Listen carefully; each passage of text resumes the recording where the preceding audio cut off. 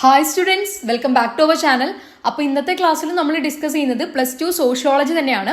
അപ്പോൾ ഇന്നലത്തെ ക്ലാസ്സിൽ നമ്മൾ ഡിസ്കസ് ചെയ്തത് 6 മുതൽ 8 മാർക്കിന് വരെ ചോദിക്കാവുന്ന എസ്സേ ക്വസ്റ്റ്യൻസ് ആയിരുന്നു. ഒരു 12 എസ്സേ നമ്മൾ ഇന്നലെ പഠിച്ചു അല്ലേ. അപ്പോൾ അതിൽ കുറേ പേര് സംശയം ചോദിച്ചിട്ടുണ്ടായിരുന്നു, ഈ ക്വസ്റ്റ്യൻസ് മാത്രമേ ചോദിക്കൂ എന്നുള്ളത്. അത് മാത്രമേ ചോദിക്കൂ എന്ന് പറയുന്നില്ല, പക്ഷേ ആ വീഡിയോയിൽ പറയുന്ന എസ്സേ തീർച്ചയായിട്ടും പഠിക്കണം, അത് അത്രയും ഇമ്പോർട്ടൻ്റ് ആണ്.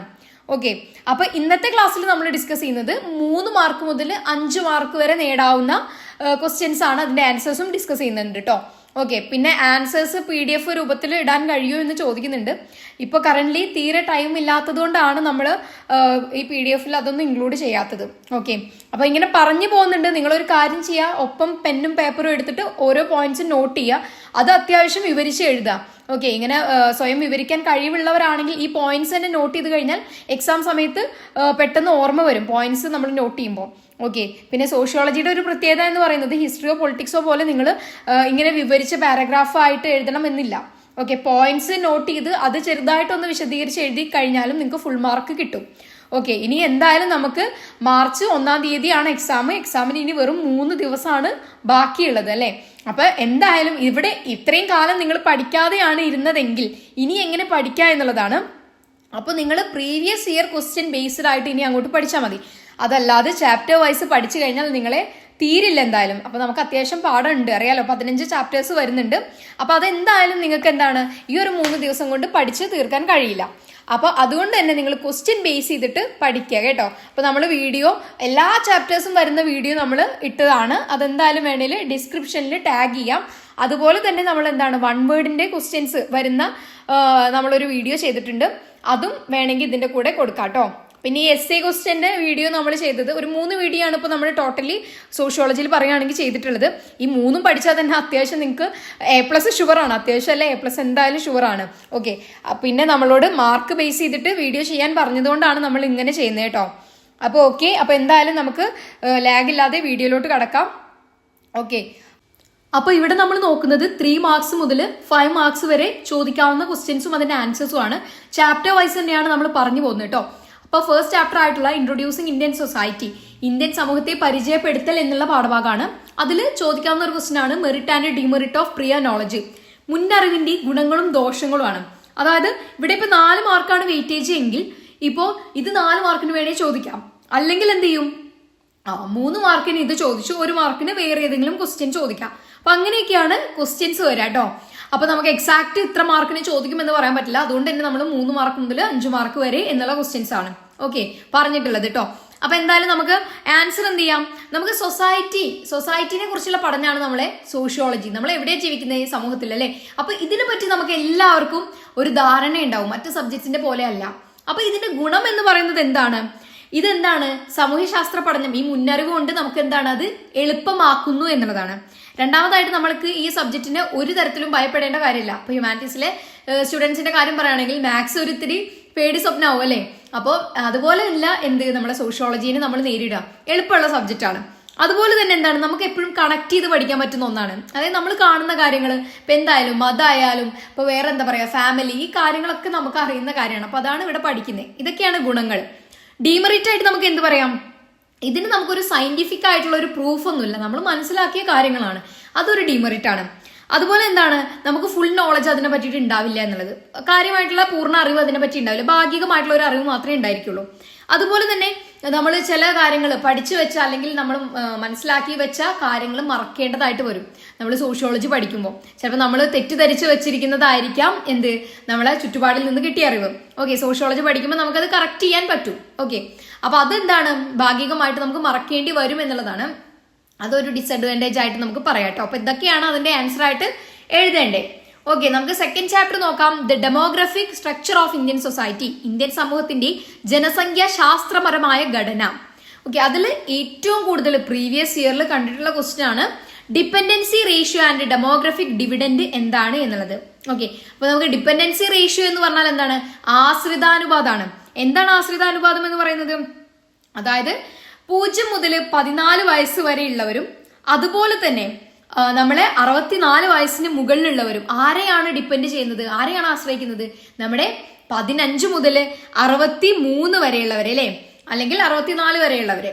ആശ്രയിക്കുന്നതിനെയാണ് എന്ത് നമ്മൾ പറയാം, ആശ്രിതാനുപാതം. അപ്പോൾ ടോട്ടൽ പോപ്പുലേഷൻ, അതായത് ആകെ ജനസംഖ്യയും ഇവരുടെ നിരക്കും കൂടെയുള്ള റേഷ്യോനെയാണ് നമ്മൾ എന്തെന്ന് പറയാ, ഡിപ്പെൻഡൻസി റേഷ്യോ അല്ലെങ്കിൽ ആശ്രിത അനുപാതം എന്ന് പറയാ. ഇവരുടെ നിരക്കും അതുപോലെ ആശ്രയിക്കുന്നവരുടെ നിരക്കും അതുപോലെ ടോട്ടൽ പോപ്പുലേഷനും. ക്ലിയർ ആണല്ലോ. നെക്സ്റ്റ് നമ്മൾ പറയുന്നത് ഏതായിരുന്നു, ഡെമോഗ്രഫിക് ഡിവിഡൻഡ്, ജനസംഖ്യാപരമായ ലാഭവിഹിതം എന്താണ്. അതായത് നമ്മൾ ടോട്ടൽ പോപ്പുലേഷനിൽ ഏറ്റവും കൂടുതൽ വർക്കിംഗ് പോപ്പുലേഷൻ വരിക, അതായത് ഇപ്പോൾ 15 വയസ്സ് മുതൽ 64 വയസ്സ് വരെയുള്ളവർ കൂടുന്ന ഒരു സാഹചര്യം.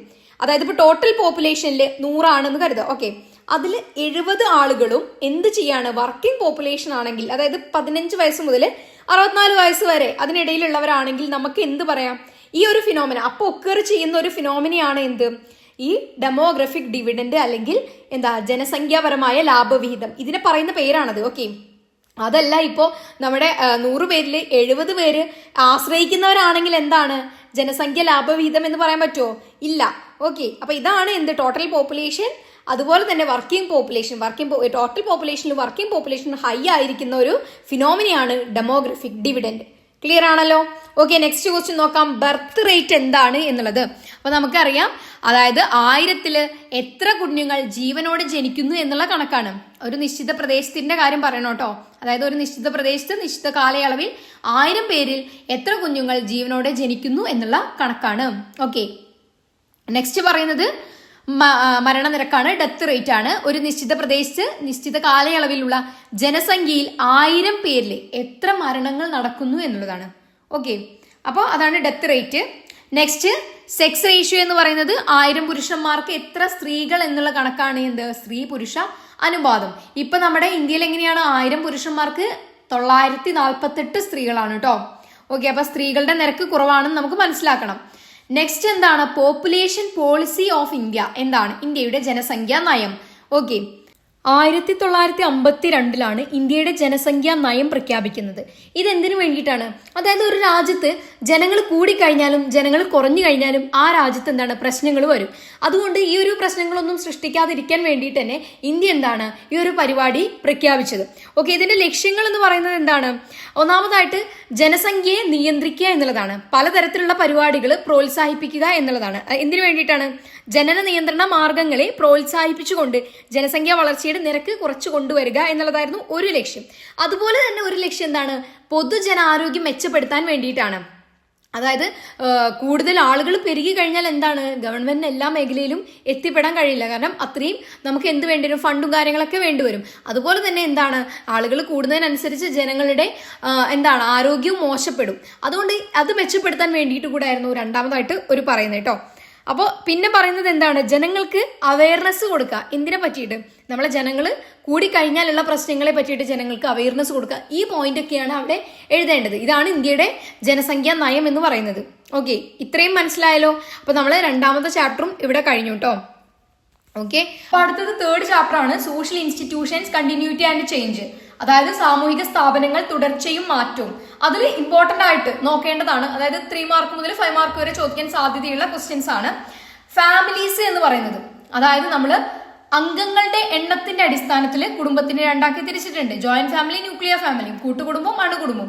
അതുപോലെ അധികാരത്തിന്റെ അടിസ്ഥാനത്തിൽ, സ്വത്ത് കൈമാറ്റത്തിന്റെ അടിസ്ഥാനത്തിൽ, പിന്നെ എങ്ങനെയാണ് വാസസ്ഥലത്തിന്റെ അടിസ്ഥാനത്തില്, അല്ലെ?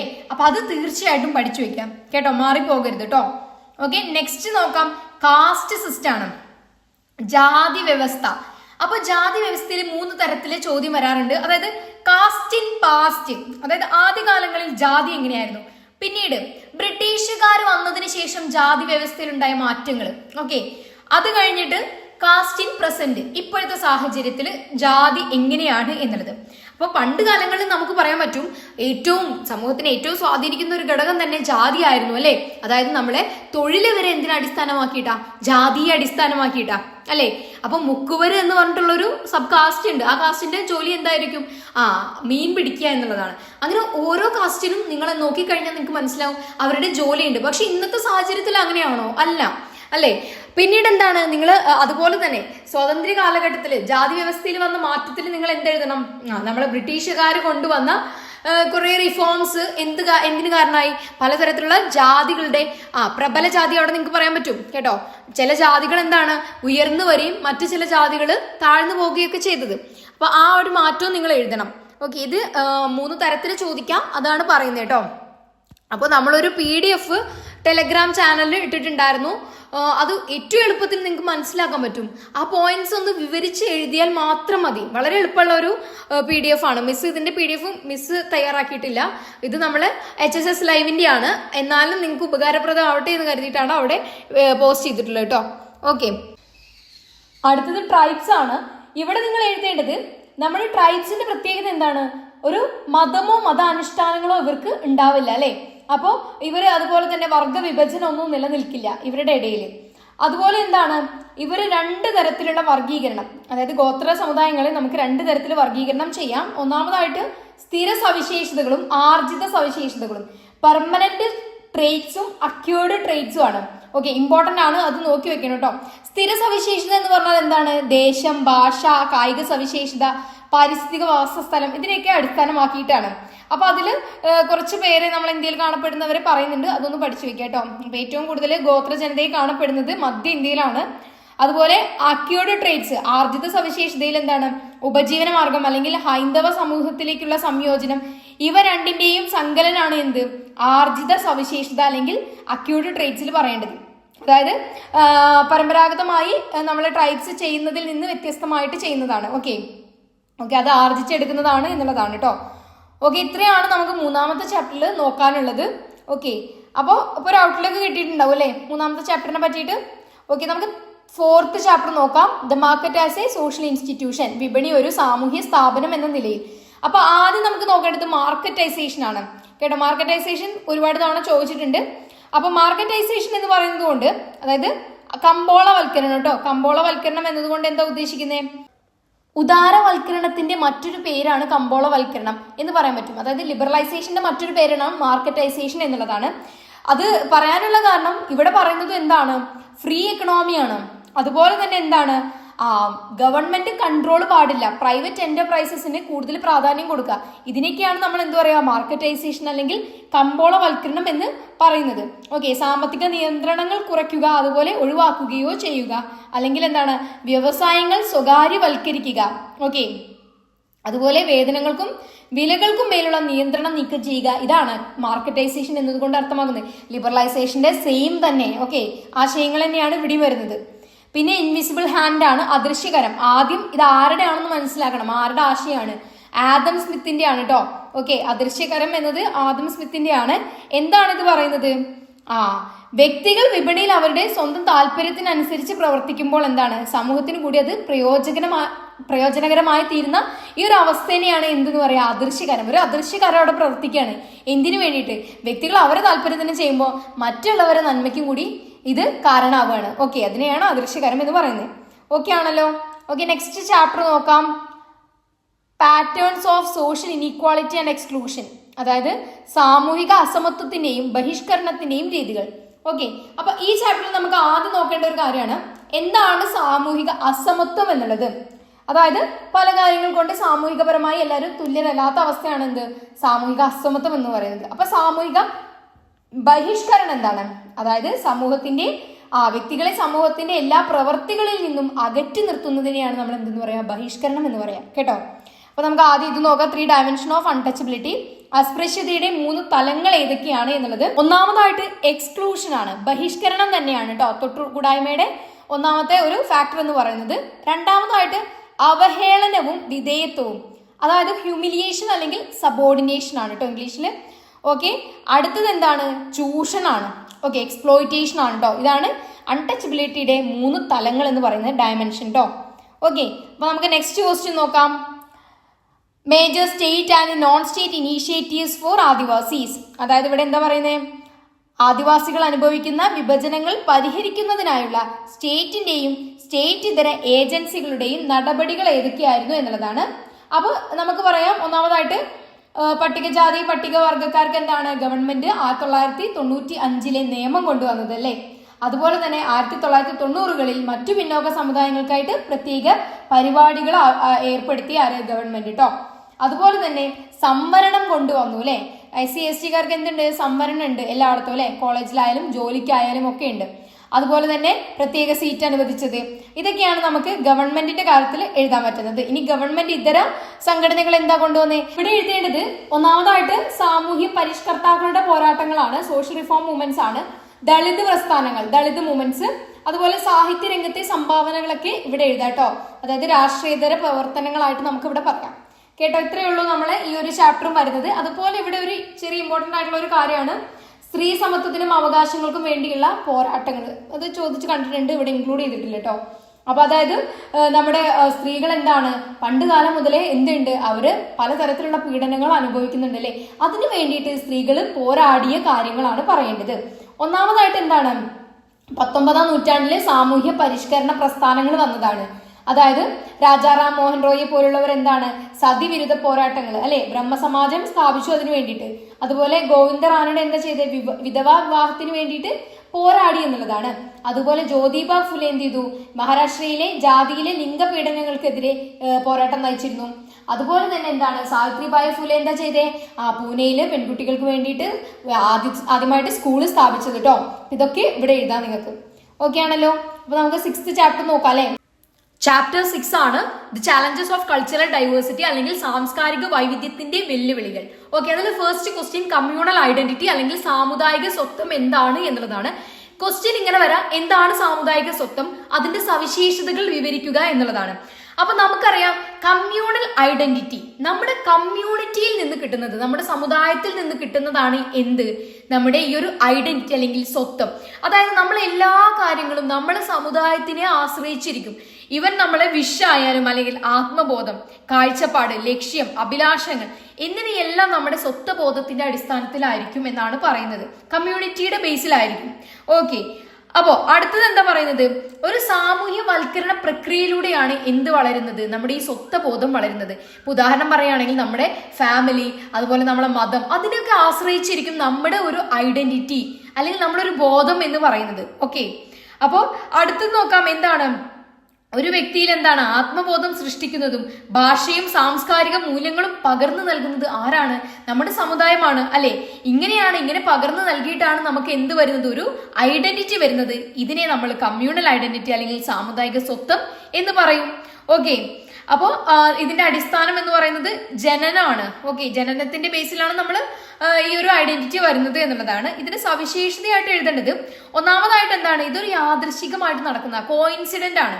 അതായത് നമ്മൾ മുൻകൂട്ടി കരുതപ്പെട്ടിട്ടൊന്നല്ല ഇത് വരുന്നത്, ഇത് യാദൃശികമായിട്ട് സംഭവിക്കുന്ന ഒരു പ്രക്രിയയാണ്. അതുപോലെ തന്നെ ഇതെന്താണ് സാർവത്രികമാണ്, ലോകത്തെല്ലായിടത്തും ഈ ഒരു പ്രക്രിയ കാണാൻ കഴിയും.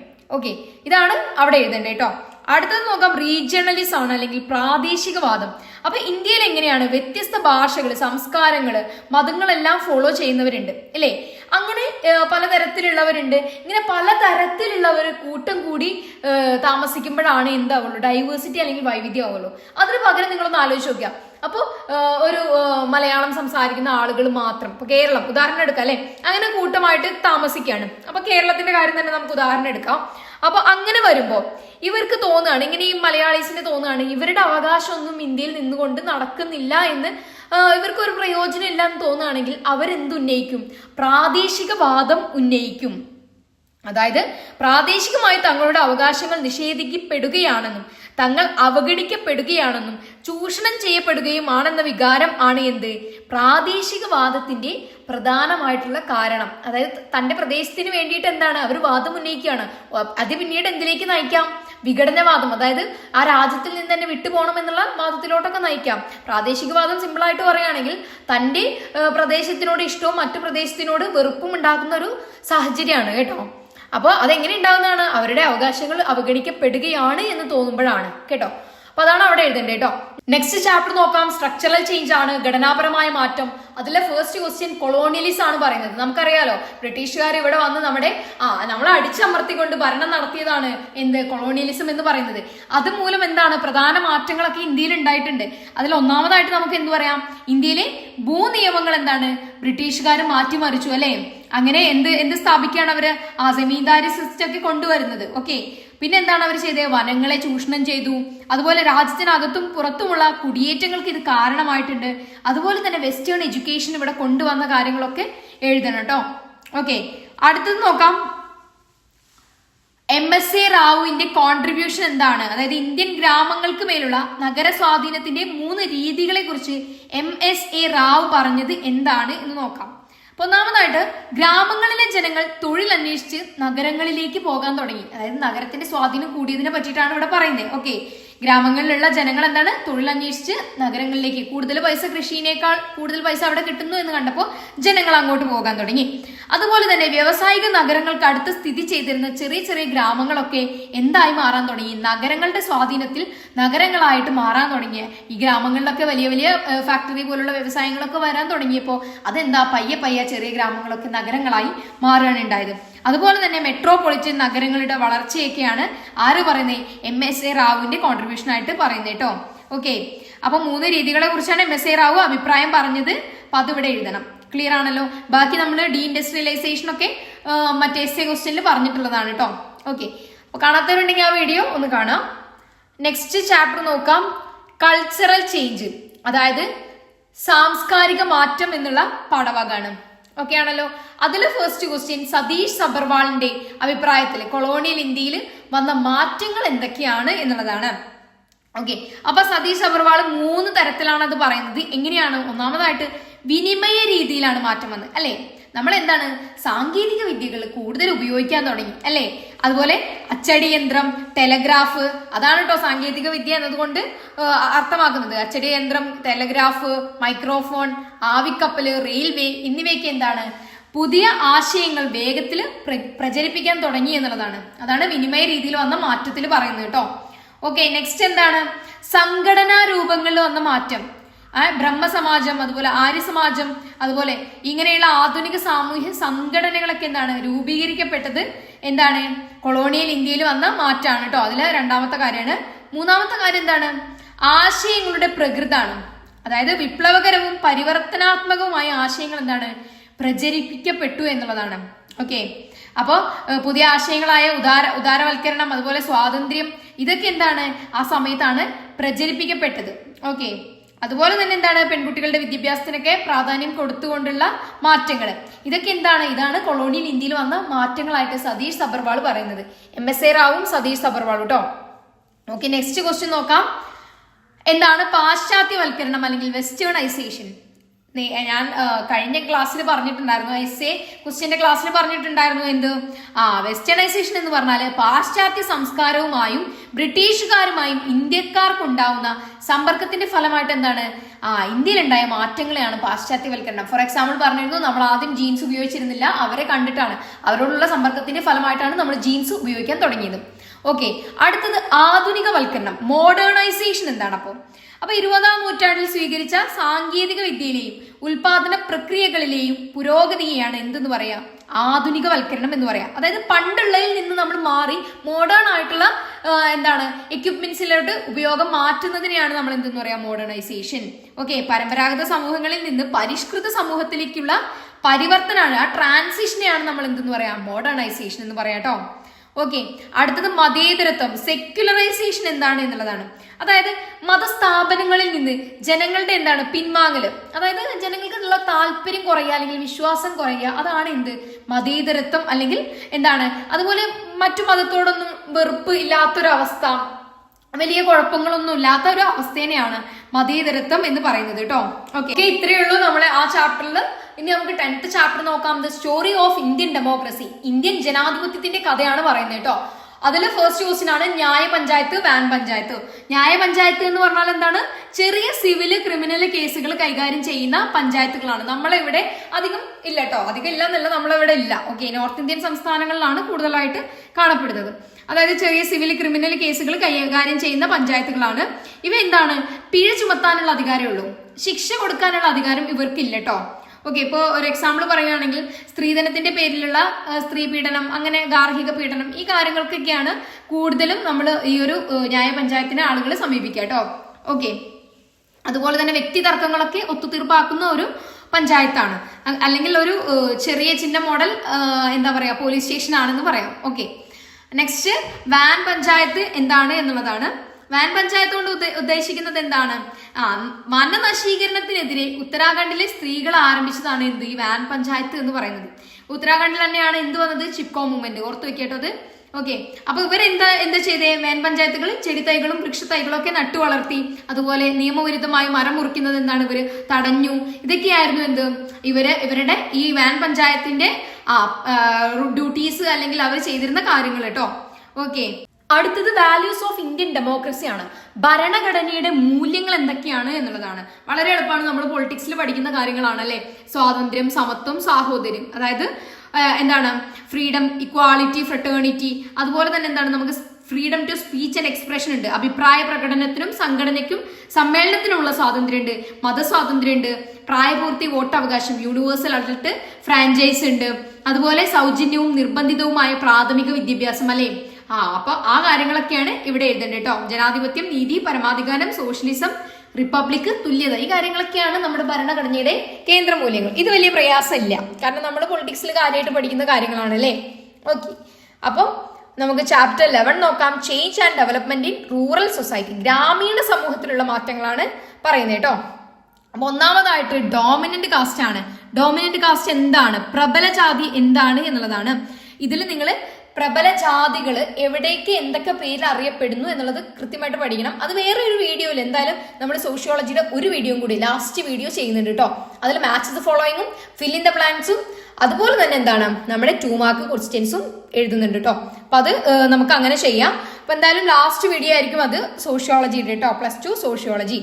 ഓക്കെ, അപ്പൊ എന്തായാലും ഇവിടെ നമുക്ക് ഡോമിനന്റ് കാസ്റ്റ്, പ്രബല ജാതി എന്താണെന്ന് നോക്കാം. ഈ ഒരു ആശയം MN ശ്രീനിവാസന്റെ ആണ്. ഇവിടെ എന്താ പറയുന്നത്, അതായത് ഈ ഡോമിനന്റ് കാസ്റ്റ് അല്ലെങ്കിൽ പ്രബല ജാതി എന്ന് പറയുന്നത് ഓരോ പ്രദേശത്തും കൂടുതൽ സംഖ്യാബലം, ഇവർ അംഗസംഖ്യ കൂടുതലായിരിക്കും. അതുപോലെ തന്നെ ഇവർക്ക് രാഷ്ട്രീയവും സാമ്പത്തികവുമായിട്ട് മുന്നോട്ട് നിൽക്കുന്ന ആളുകളായിരിക്കും. അതുപോലെ എന്താ പറയാ, അവർക്ക് ഭൂമി കൈവശം കൂടുതലുണ്ടായിരിക്കും. ഇങ്ങനെയുള്ള ആളുകളെയാണ് നമ്മൾ എന്തെന്ന് പറയാ, പ്രബല ജാതി എന്ന് പറയാം കേട്ടോ. അതായത് ഡോമിനന്റ് ആയിട്ട് നിൽക്കുന്ന കാസ്റ്റ് ആണ് ഇവര്. ഓക്കെ, അപ്പോൾ പ്രധാനമായിട്ടുള്ള ഡോമിനന്റ് കാസ്റ്റിനെ നമുക്ക് പഠിക്കാനുണ്ട്. ഓക്കെ, അത് നമ്മൾ എന്തായാലും വേറെ വീഡിയോയിൽ ചെയ്യാം കേട്ടോ. നെക്സ്റ്റ് വീഡിയോയിൽ അത് ചെയ്യാം.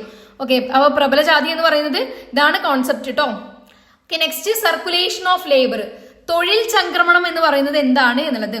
അപ്പോൾ നമ്മൾ പറഞ്ഞു, കർഷക തൊഴിലാളികൾ എന്താണ് കൃഷിയുടെ സീസൺ അനുസരിച്ച് അന്യദേശങ്ങളിലേക്ക് ഇങ്ങനെ പോയിക്കൊണ്ടിരിക്കും, തൊഴിൽ അന്വേഷിച്ച് കുടിയേറുകയും അതുപോലെ എന്താണ് കൃഷിയുടെ സീസൺ കഴിഞ്ഞാൽ അവരെന്ത് ചെയ്യും, അവർ സ്വന്തം നാട്ടിലേക്ക് മടങ്ങുകയും ചെയ്യും. ഓക്കെ, ഈ ഒരു പ്രക്രിയ, അതായത് പണിയുള്ളപ്പോൾ അവർ പോയിട്ട് പണിയെടുത്ത് പിന്നെ തിരിച്ച് നാട്ടിലോട്ട് വന്ന് നാട്ടിലുള്ള പണി ചെയ്ത് അങ്ങനെ സീസൺ അനുസരിച്ച് ഇങ്ങനെ പോകുന്ന ഈ ഒരു സർക്കുലേഷനാണ് സർക്കുലേഷൻ ഓഫ് ലേബർ അല്ലെങ്കിൽ തൊഴിൽ ചംക്രമണം എന്ന് പറയുന്നത് കേട്ടോ. അപ്പൊ അടുത്തൊരു കോൺസെപ്റ്റ് ആണ് feminisation of agricultural labour force. അതായത് കാർഷിക മേഖലയിലെ സ്ത്രൈണവൽക്കരണം കേട്ടോ. ഇത് സംഭവം സിമ്പിൾ ആണ്. അതായത് പുരുഷന്മാരോ അന്യദേശങ്ങളിൽ ജോലി ചെയ്യുന്നതിനാൽ കൃഷി ഉൾപ്പെടെയുള്ള കുടുംബത്തിന്റെ എല്ലാ ഉത്തരവാദിത്തങ്ങളും ആര് ചെയ്യേണ്ടി വരുന്നു, സ്ത്രീകൾ. അപ്പൊ ഈ ഒരു പ്രോസസ്സാണ് എന്ത്, കാർഷിക തൊഴിൽ ശക്തിയുടെ സ്ത്രൈണവൽക്കരണം അല്ലെങ്കിൽ feminisation of agricultural labour force എന്ന് അറിയപ്പെടുന്നത്. സിമ്പിൾ കോൺസെപ്റ്റ് ആണ് കേട്ടോ. ഓക്കെ, നെക്സ്റ്റ് നോക്കാം. Change and development in industrial society. വ്യവസായിക സമൂഹത്തിലെ മാറ്റവും വികസനവും. ഇപ്പൊ കാർഷിക മേഖലയിലുള്ള കാര്യങ്ങളൊക്കെ നമ്മൾ പറഞ്ഞു കഴിഞ്ഞു, അതായത് ഗ്രാമീണ സമൂഹത്തിലെ കാര്യങ്ങൾ. ഇനി അടുത്ത് നോക്കാം ഇൻഡസ്ട്രിയൽ സൊസൈറ്റി അല്ലെങ്കിൽ വ്യവസായിക സമൂഹത്തിലുള്ള കാര്യങ്ങളാണ് കേട്ടോ. ഫസ്റ്റ് തന്നെ ക്വസ്റ്റ്യൻ നോക്കാം, ഓർഗനൈസ്ഡ് ആൻഡ് അൺഓർഗനൈസ്ഡ് സെക്ടർ. സംഘടിത അസംഘടിത മേഖലകൾ എന്താണ് എന്നുള്ളതാണ്. നമുക്കറിയാം സംഘടിത മേഖല എന്ന് പറഞ്ഞാൽ അവിടെ 10ഓ അതിലധികമോ ആളുകൾ എന്താണ് വർഷം മുഴുവൻ പണിയെടുക്കുന്നു അല്ലെ. അതുപോലെ തന്നെ എന്താണ് ഇവര് ഗവൺമെന്റിൽ രജിസ്റ്റർ ചെയ്തിട്ടായിരിക്കും അവിടെ പണിയെടുക്കുന്നുണ്ടാവുക, അതായത് ഈ മേഖല കേട്ടോ. അപ്പോൾ ഇതിലുള്ള തൊഴിലാളികൾക്ക് എന്താണ് ശമ്പളം, മറ്റ് ആനുകൂല്യങ്ങളൊക്കെ എന്താണ് കൃത്യമായിട്ട് ലഭിക്കുകയും ചെയ്യും. അങ്ങനെയുള്ള മേഖലയാണ് സംഘടിത മേഖല. ഓക്കെ, അസംഘടിത മേഖല എന്ന് പറഞ്ഞാൽ എന്താണ് 10 പേരിൽ താഴെ ആളുകളായിരിക്കും അവിടെ ജോലി ചെയ്യുന്നുണ്ടാവുക. അതിലെന്താണ് ഗവൺമെന്റ് രജിസ്ട്രേഷൻ ഒന്നും ചെയ്യാത്തതായിരിക്കും. അവിടെ തൊഴിൽ സുരക്ഷയും അതുപോലെ മറ്റ് ആനുകൂല്യങ്ങളൊന്നും ഉണ്ടായിരിക്കില്ല. അതുപോലെ തന്നെ ശമ്പളം കൊടുക്കുന്നത്, സാലറി കൊടുക്കുന്നത് വരെ എന്താണ് കറക്റ്റ് ആയിരിക്കണമെന്നില്ല. ഓക്കെ, അസംഘടിത മേഖലയിൽ കേട്ടോ. അപ്പൊ ഇതാണ് അവ തമ്മിലുള്ള വ്യത്യാസം. ഇനി അടുത്തൊരു കോൺസെപ്റ്റ് ആണ് ഡിസ്ഇൻവെസ്റ്റ്മെന്റ് എന്താണ് എന്നുള്ളത്. 2 മാർക്കിന് വരുന്നതാണ്, ഇവിടെ അറിയാതെ എഴുതി പോയതാണ് കേട്ടോ. ഡിസ്ഇൻവെസ്റ്റ്മെന്റ് എന്ന് പറയുന്നത് എന്താണ്, നമ്മുടെ ഉദാരവൽക്കരണ നയങ്ങളുടെ ഭാഗമായിട്ട് പൊതുമേഖലാ കമ്പനികളുടെ ഓഹരികൾ എന്താണ് ഗവൺമെന്റ് സ്വകാര്യ കമ്പനികൾക്ക് വിറ്റുകൊണ്ടിരിക്കുന്നു. അതായത് നമ്മുടെ ഗവൺമെന്റ് ഷെയർ എന്താണ് പ്രൈവറ്റൈസ് ചെയ്യുക, അതാണ് എന്ത് ഡിസ്ഇൻവെസ്റ്റ്മെന്റ് എന്ന് പറയുന്നത് കേട്ടോ. അതായത് ഗവൺമെന്റിന്റെ പൊതുമേഖലാ കമ്പനിയുടെ ഓഹരി ഷെയർ എന്ത് ചെയ്യും ഗവൺമെന്റ് സ്വകാര്യ കമ്പനികൾക്ക് വിൽക്കുന്ന ഈ ഒരു പ്രവർത്തിയാണ് എന്തെന്ന് പറയാ ഡിസ്ഇൻവെസ്റ്റ്മെന്റ് എന്ന് പറയുന്നത് കേട്ടോ. ഓക്കെ, അത് ഉദാരവൽക്കരണത്തിന്റെ ലിബറലൈസേഷന്റെ ഭാഗമായിട്ട് വന്നതാണ്. ഫ്രീ എക്കണോമി ആണല്ലോ, അതുകൊണ്ട് തന്നെ പബ്ലിക് എന്ത് ചെയ്യാണ്, ഗവൺമെന്റ് സെക്ടർ എന്ത് ചെയ്യാണ്, പ്രൈവറ്റ് സെക്ടേഴ്സിന് ഷെയർ കൊടുക്കുക എന്നുള്ളത്. ഓക്കെ, ക്ലിയർ ആണല്ലോ. നെക്സ്റ്റ് നോക്കാം, time slavery in IT sector. IT മേഖലയിലെ സമയാടിമത്വം എന്താണ് എന്നുള്ളതാണ്. ഓക്കെ, ഇവിടെ എന്താ നമ്മൾ മനസ്സിലാക്കണ്ടേ? IT മേഖലയിൽ പൊതുവെ എത്രയാണ് ജോലി സമയം? 10 മണിക്കൂർ മുതൽ 12 മണിക്കൂർ വരെയാണ് അല്ലെ. അപ്പോൾ കൃത്യസമയത്ത് പ്രോജക്റ്റ് ഒന്നും പൂർത്തീകരിച്ചിട്ടില്ലെങ്കിൽ അവരെന്ത് ചെയ്യേണ്ടി വരുന്നു? നൈറ്റ് ഔട്ട് എന്ന് പറഞ്ഞിട്ടുള്ള സംഭവം, അതായത് പ്രോജക്റ്റ് രാത്രി മുഴുവൻ ഇരുന്ന് തീർക്കേണ്ടി വരുന്നു. അതുകൊണ്ട് തന്നെ ഇതിനെ നൈറ്റ് ഔട്ട് എന്ന് പറയും. അതുപോലെ കൃത്യസമയത്ത് പ്രോജക്റ്റ് പൂർത്തീകരിക്കാൻ വേണ്ടി കൂടുതൽ സമയം ജോലി ചെയ്യേണ്ടി വരുന്നതിനെയാണ് എന്തെന്ന് നമ്മൾ പറയാം, സമയാടിമത്വം എന്ന് പറയുന്നത് കേട്ടോ. IT മേഖലയിലുള്ള സമയാടിമത്വം. ക്ലിയർ ആണല്ലോ, സിമ്പിൾ ആണ്. ഇതൊക്കെ എന്താ പറയാ, വളരെ എളുപ്പമായിട്ടുള്ള കുറെ കോൺസെപ്റ്റ് ആണ്. ഓക്കെ, അപ്പൊ അടുത്തത് നോക്കാം, ഗ്ലോബലൈസേഷൻ ആൻഡ് സോഷ്യൽ ചേഞ്ച്. ആഗോളവൽക്കരണവും സാമൂഹ്യ മാറ്റവും. അപ്പൊ ഡയമെൻഷൻസ് ഓഫ് ഗ്ലോബലൈസേഷൻ ആണ്, ഇമ്പോർട്ടന്റ് ആണ് കേട്ടോ. 5 മാർക്കിനൊക്കെ ചോദിക്കാവുന്നതാണ്. ആഗോളവൽക്കരണത്തിന്റെ മാനങ്ങൾ. ഒന്നാമതായിട്ട് എക്കണോമിക് പറയാം, സാമ്പത്തിക മാനങ്ങൾ അല്ലെ. TNCs വന്നത്, ട്രാൻസ്നാഷണൽ കോർപ്പറേഷൻ, അതുപോലെ എക്കണോമിക് പോളിസി ഓഫ് ലിബറലൈസേഷൻ വന്ന കാര്യങ്ങൾ, വെയ്റ്റ്ലെസ് എക്കോണമി, നോളജ് ഇക്കോണമി എന്നൊക്കെ അറിയപ്പെടുന്നത്.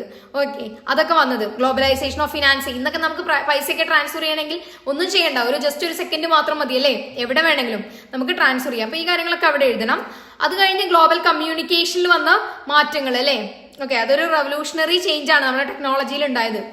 അതുപോലെ തന്നെ എന്താണ്, ഗ്ലോബലൈസേഷൻ ആൻഡ് ലേബർ ഇമ്പോർട്ടന്റ് ആണ്, അതായത് ആഗോളവൽക്കരണവും തൊഴിലും. ഓക്കെ, അതുപോലെ തന്നെ എന്താണ്, ഗ്ലോബലൈസേഷൻ ആൻഡ് എംപ്ലോയ്മെന്റ് എന്ന് പറയുന്നത്. ഓക്കെ, IT റവല്യൂഷൻ ഒക്കെ നടക്കുന്നത് ഈ ഒരു ഇതിലാണ്. ഓക്കെ, അപ്പോൾ അടുത്തത് എന്ന് പറഞ്ഞാൽ എന്താണ്, ഗ്ലോബലൈസേഷൻ ആൻഡ് പൊളിറ്റിക്കൽ ചേഞ്ച്. നമ്മുടെ രാഷ്ട്രീയ മാറ്റങ്ങൾ, രാഷ്ട്രീയമായിട്ട് വന്നിട്ടുള്ള മാറ്റങ്ങൾ കേട്ടോ. ഓക്കെ, അപ്പോൾ അടുത്തത് നോക്കാം. അതിൽ ഏറ്റവും ഇമ്പോർട്ടന്റ് ആയിട്ട് നമ്മളെ പൊളിറ്റിക്സിൽ പഠിച്ചിട്ടുള്ളതാണ് നിങ്ങൾ. സോഷ്യലിസ്റ്റ് രാജ്യം തകർന്ന് ക്യാപിറ്റലിസ്റ്റ് ബ്ലോക്കിന്റെ കയ്യിൽ അധികാരം എത്തുന്നത്. അപ്പൊ അതൊക്കെ ഇവിടെ എഴുതണം കേട്ടോ, ആഗോളവൽക്കരണത്തിന്റെ മാനങ്ങൾ. ഓക്കെ, അപ്പൊ അടുത്തത് നോക്കാം, ഹോമോജനൈസേഷൻ, ലോക്കലൈസേഷൻ. ഹോമോജനൈസേഷന്റെ മലയാളം ഏകാത്മകതയാണ്, ലോക്കലൈസേഷൻ എന്ന് തന്നെയാണ് മലയാളത്തിൽ പറയാട്ടോ. ഓക്കെ, അപ്പൊ എന്താണ് ഹോമോജനൈസേഷൻ എന്ന് പറയുന്നത്? എല്ലാ സംസ്കാരങ്ങളും സമാനമായി തീരുന്നതിനെയാണ് നമ്മൾ എന്തെന്ന് പറയാ, ഏകാത്മകത അല്ലെങ്കിൽ ഹോമോജനൈസേഷൻ എന്ന് പറയാം. ലോകത്തിൽ മൊത്തമുള്ള സംസ്കാരം ഒരുപോലെ ആയ എങ്ങനെ ഉണ്ടാവും? ഓക്കെ, അതാണ് എന്ത്, ഹോമോജനൈസേഷൻ. സംസ്കാരം ആഗോളവൽക്കരിക്കപ്പെടുമെന്നാണ് ഏത് പ്രക്രിയ പറയുന്നത്, എന്ത്, ഹോമോജനൈസേഷൻ കൊണ്ട് അർത്ഥമാക്കുന്നത് കേട്ടോ. ഓക്കെ, അടുത്തത് നോക്കാം, ഗ്ലോക്കലൈസേഷൻ ആണ്. ഗ്ലോക്കലൈസേഷൻ എന്ന് പറഞ്ഞാൽ ആഗോള സംസ്കാരവും പ്രാദേശിക സംസ്കാരങ്ങളും തമ്മിൽ ഇടകലരുന്നതിനെയാണ് ഗ്ലോക്കലൈസേഷൻ എന്ന് പറയാം. ഓക്കെ, ഇന്റർനാഷണൽ കൾച്ചറും നമ്മളിവിടെയുള്ള കൾച്ചറും കൂടെ ഇടകലരുന്നതിന് നമുക്ക് എന്ത് പറയാം, ഗ്ലോക്കലൈസേഷൻ എന്ന് പറയാം കേട്ടോ. Global culture plus local culture ആണിത്. ഓക്കെ, നെക്സ്റ്റ് നോക്കാം, കൺസ്യൂമർ കൾച്ചറും കോർപ്പറേറ്റ് കൾച്ചർ എന്താണ് എന്നുള്ളതാണ്. അപ്പൊ കൺസ്യൂമർ കൾച്ചർ എന്ന് പറഞ്ഞാൽ എന്താണ്, ആഗോളവൽക്കരണം എന്ത് സൃഷ്ടിച്ചു, ഉപഭോഗ സംസ്കാരത്തെ സൃഷ്ടിച്ചു. ആദ്യം നമ്മളിവിടെ ഒരു എക്സാമ്പിൾ പറയുകയാണെങ്കിൽ, ആദ്യം നമ്മളിവിടെയൊക്കെ കരകൗശല വസ്തുക്കളും അങ്ങനെയുള്ള മെഷീൻ മെയ്ഡ് ഒന്നും ഇല്ലല്ലോ, ഹാൻഡ് മെയ്ഡ് ആണ് എല്ലാതും. അത് നല്ല വിലയായിരുന്നു. അപ്പൊ നമ്മൾ കൂടുതലും ഉപഭോഗം നടത്തിയിരുന്നില്ല, വാങ്ങി ഉപയോഗിച്ചിരുന്നില്ല എന്നുള്ളതാണ്. പിന്നീട് എന്ത് വന്നു, നമ്മുടെ ഗ്ലോബലൈസേഷന്റെ ഒക്കെ ഭാഗമായിട്ട് നമ്മൾ ഇന്ത്യയിലോട്ട് പലതരത്തിലുള്ള സാധനങ്ങൾ വില കുറച്ച് വരാൻ തുടങ്ങിയപ്പോൾ നമ്മുടെ കൺസ്യൂമർ കൾച്ചർ എന്ത് ചെയ്തു, ഇൻക്രീസ് ചെയ്തു അല്ലെ. നമുക്കിപ്പോ ആദ്യം 100 രൂപയ്ക്ക് വാങ്ങിയിരുന്ന സാധനം പെട്ടെന്ന് 10 രൂപയ്ക്ക് അവൈലബിൾ ആകാൻ തുടങ്ങിയപ്പോൾ നമ്മൾ എത്ര എണ്ണം വാങ്ങും, വേണമെങ്കിൽ ഒരു 5 എണ്ണം ഒപ്പം വാങ്ങും അല്ലെ, അല്ലെങ്കിൽ 100 എണ്ണം നമ്മൾ 10 എണ്ണം വാങ്ങും, 100 രൂപയ്ക്കും വാങ്ങും. അതായത് നമുക്ക് കൂടുതൽ ക്വാണ്ടിറ്റി കിട്ടുന്നുണ്ട്. ഇതാണ് എന്ത്, കൺസ്യൂമർ കൾച്ചർ ഇൻക്രീസ് ചെയ്തു നമ്മൾ ഗ്ലോബലൈസേഷന് ശേഷം. ഓക്കെ, ഇതാണ് അത് അവിടെ പറയേണ്ടത്. ഓക്കെ, നെക്സ്റ്റ് നോക്കാം, കോർപ്പറേറ്റ് കൾച്ചർ എന്താണ് എന്നുള്ളതാണ്. അതായത് ഒരു സ്ഥാപനത്തിന്റെ ഉൽപാദനക്ഷമതയും മത്സരക്ഷമതയും വർദ്ധിപ്പിക്കുന്നതിന് വേണ്ടിയിട്ട് ഒരു സ്ഥാപനത്തിലെ എല്ലാ അംഗങ്ങളെയും ഉൾപ്പെടുത്തിക്കൊണ്ട് മാനേജ്മെന്റ് വളർത്തിയെടുക്കുന്നത്. അതായത് അവരുടെ ഉൽപാദനം കൂട്ടാൻ വേണ്ടിയിട്ട് ഒരു മാനേജ്മെന്റിന്റെ ഒരു ട്രിക്കാണ് എന്ത്, അവരുടെ ഇടയിൽ മത്സരം സൃഷ്ടിക്കുന്നതൊക്കെ. ഓക്കെ, അതാണ് കോർപ്പറേറ്റ് കൾച്ചർ എന്ന് പറയുന്നത്. പല കമ്പനികളിലും നിങ്ങൾ കണ്ടിട്ടുണ്ടാവും, ഇത്രയും ടാർഗറ്റ് എത്തിച്ചു കഴിഞ്ഞിട്ടുണ്ടെങ്കിൽ എന്തെങ്കിലും ഒരു ട്രിപ്പോ അങ്ങനെയുള്ള എന്തെങ്കിലും സ്പോൺസർ ഒക്കെ ചെയ്യും. അതെന്തിനു വേണ്ടിയിട്ട്, അവരുടെ ഇടയിൽ തന്നെ ഒരു മത്സരം സൃഷ്ടിക്കാൻ വേണ്ടിയിട്ട്. ആ ഒരു കൾച്ചറാണ് കോർപ്പറേറ്റ് കൾച്ചർ. ഓക്കെ, അപ്പൊ നെക്സ്റ്റ് 14th ചാപ്റ്റർ ആണ് മാസ് മീഡിയ ആൻഡ് കമ്മ്യൂണിക്കേഷൻസ്, ബഹുജന മാധ്യമങ്ങളും വിനിമയങ്ങളും. ഓക്കെ, അതില് മാസ് മീഡിയയും നമ്മുടെ നാഷണലിസവും, ദേശീയത. മാസ് മീഡിയ എങ്ങനെയാണ് ദേശീയത വളർത്താൻ സഹായിച്ചിട്ടുള്ളത് എന്നുള്ളതാണ് ക്വസ്റ്റ്യൻ. ഓക്കെ, മാസ് മീഡിയ, ബഹുജന മാധ്യമം എന്ന് പറഞ്ഞാൽ എന്താണ് നമുക്കറിയാം, കൂടുതൽ ആളുകൾ കാണുന്നതിനെയാണ് നമ്മൾ എന്തെന്ന് പറയാ, മാസ് മീഡിയ എന്ന് പറയാം കേട്ടോ.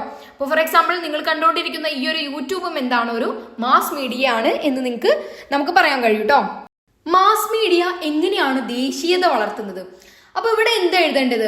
19ാം നൂറ്റാണ്ടിലാണ് നമ്മൾ മാസ് മീഡിയയിൽ വലിയ മാറ്റങ്ങൾ വരുന്നത്. അതായത് പെട്ടെന്ന് കുതിച്ചുയരുന്നത് ഈ 19ാം നൂറ്റാണ്ടിലാണ്. ഫോർ എക്സാമ്പിൾ പറയുകയാണെങ്കിൽ ന്യൂസ് പേപ്പറിന്റെ കാര്യം നമുക്ക് എടുക്കാം. ഈ ന്യൂസ് പേപ്പർ വരുന്നത് 19ാം നൂറ്റാണ്ടിന്റെ എൻഡോട് കൂടിയിട്ടാണ്.